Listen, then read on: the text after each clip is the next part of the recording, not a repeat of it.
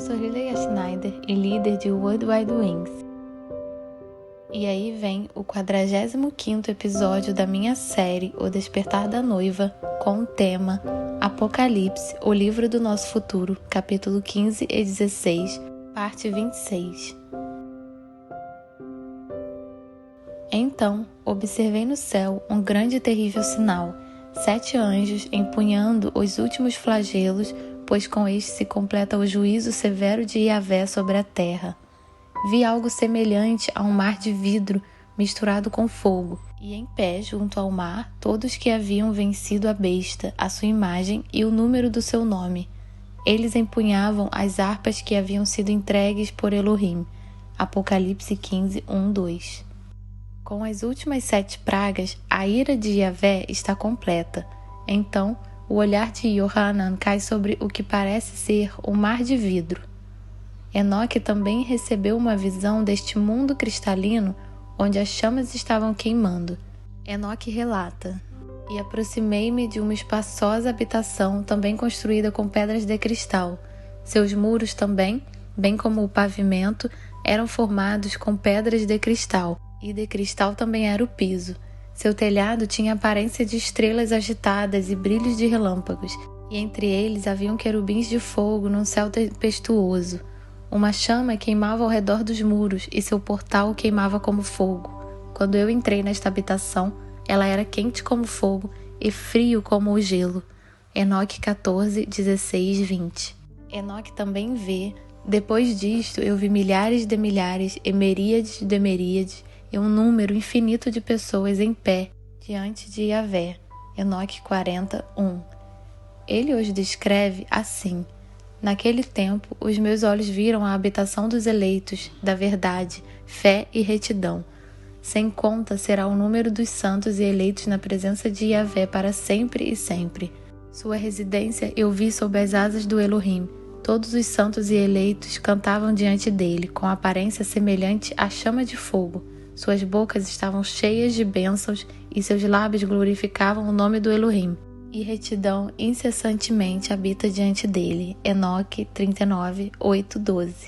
Em Apocalipse capítulo 15 e em Enoque, a sala do trono é descrita como em Apocalipse nos capítulos 4 e 5. Lá vemos os santos parados ao lado do mar de vidro, que superaram a besta e cantaram 2 canções. E cantavam o cântico de Moisés, servo de Elohim, e o cântico do Cordeiro. Grandes e admiráveis são as tuas obras, ó Yahvé Todo-Poderoso. Justos e verdadeiros são os teus caminhos, ó Rei das Nações. Yahvé, quem não temerá e não glorificará o teu nome? Pois só tu és santo por isso.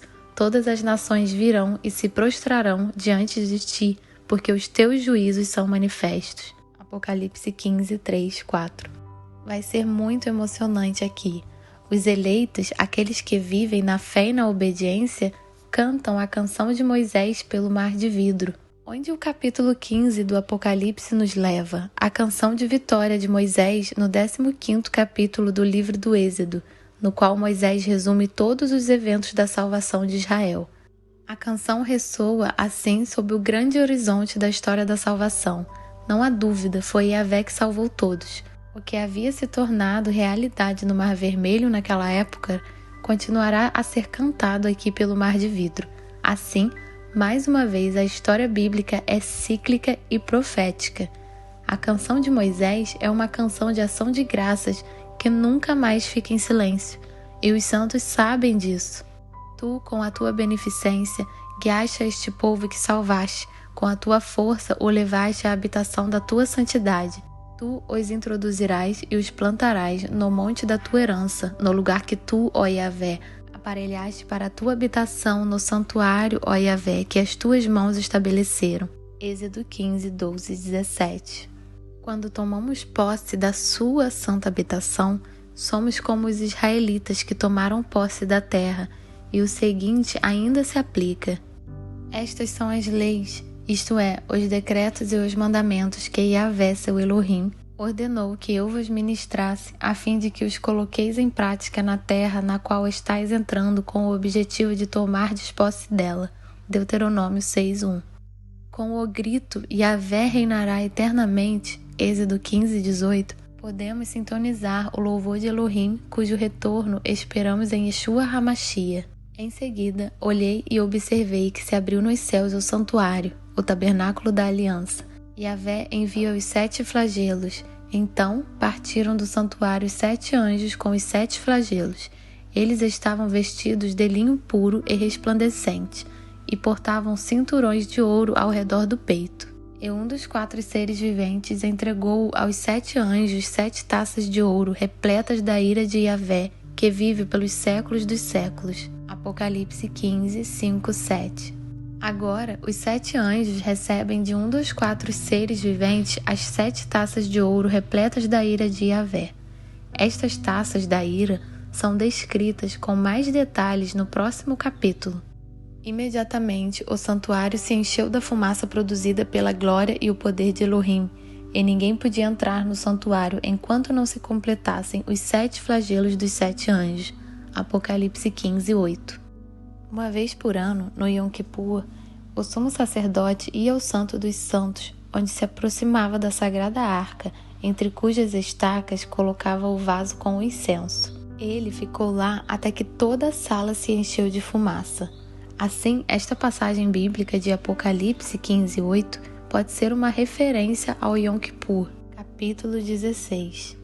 E aconteceu que ouvi uma forte voz que vinha do santuário e ordenava aos 7 anjos: Ide e derramai pela terra as 7 taças da ira de Yahvé.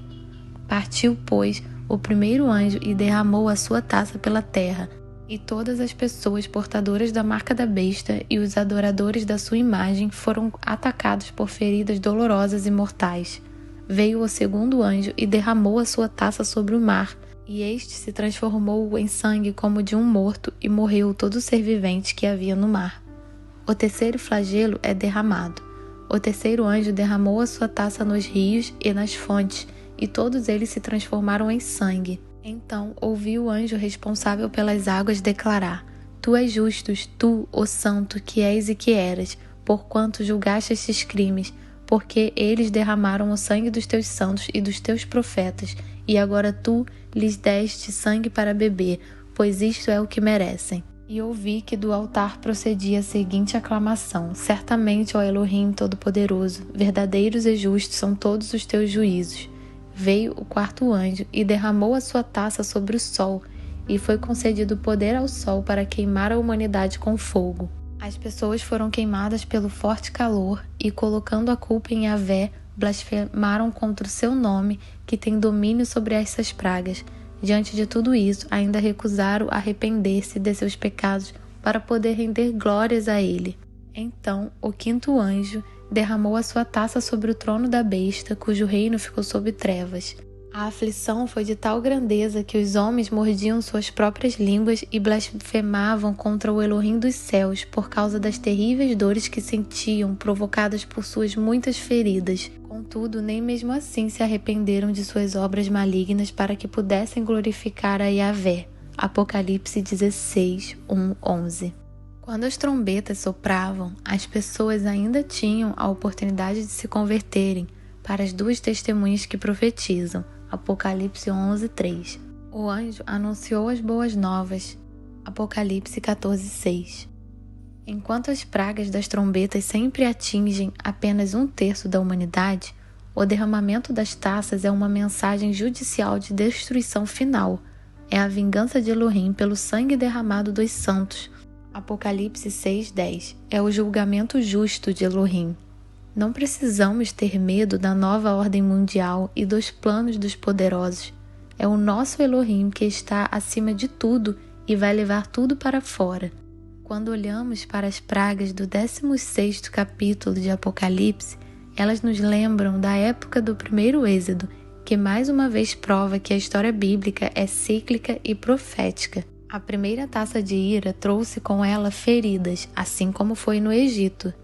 Ela se converterá em pó fino sobre toda a terra do Egito e provocará nos homens e em todos os animais tumores que se arrebentarão em feridas purulentas por todo o território egípcio. Êxodo 9:9.